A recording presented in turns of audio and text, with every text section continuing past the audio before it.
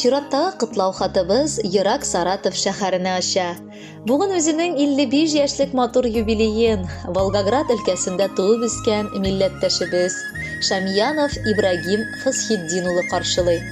Аны онытылмаслык гомер бәйрәме белән ихластан Волгоград өлкәсеннән әнисе Разыя Азамовна, Ульяновск өлкәсеннән сеңлесе Руфия Равильевна гаиләсе белән котлыйлар. Тормыш китабы барыбызныкы да төрле шул. Бер җирдә тусаң, икенче җирдә яшисең. Кайда гына илтми дә, кемнәр белән генә таныштырмый ул язмыш дигәннәре. Безнең якыныбыз, сөекле улым, абыебыз бөтен гомерен халыкка багышлап намуслы хезмәт итте. Яраткан хатыны белән 2 батыр улларын күркәм шәхесләр итеп тәрбияләп үстерде. Кадерле кешебез, менә синең матур юбилейлы туган көнең. Уянып күзләрең ачкач, бу дөньяга шөкер кылгансыңдыр. Чөнки зарланыр өчен мөмкинлегең һәм сәбәпләрең дә юк. Якыныбыз безнең. Йөрәк түребездә сиңа карата булган җылылык бүгенге салкын көз иртәсен сиздермичә җылыткандыр дип өметләнәбез. Еракларда яшәсәң дә, без синең белән гел элемтәдә. Бүген дә менә бар эшләрне ташлап яннарыңа очар идек. Кышып алып юбилеең белән котлар идек. Теләкләре аның шул ук, саулык сиңа.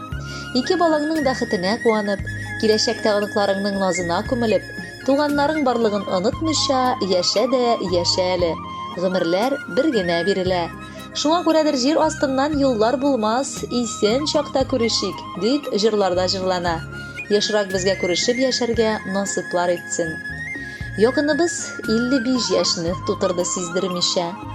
Аны яшәтер идек без бер җил дә тидермичә. Абыем диеп дәшәргә бәхетемә кешем бар. Бер туганнары булмаган адәмнәргә дөнья тар.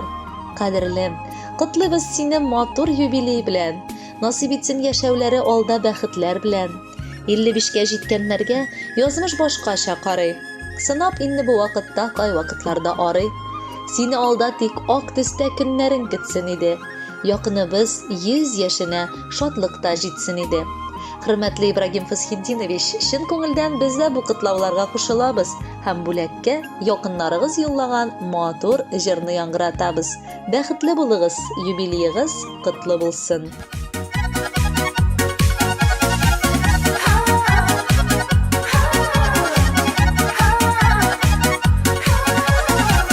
Кояшка тең булсын синең гомер, чын күңелдән телим ак теләк.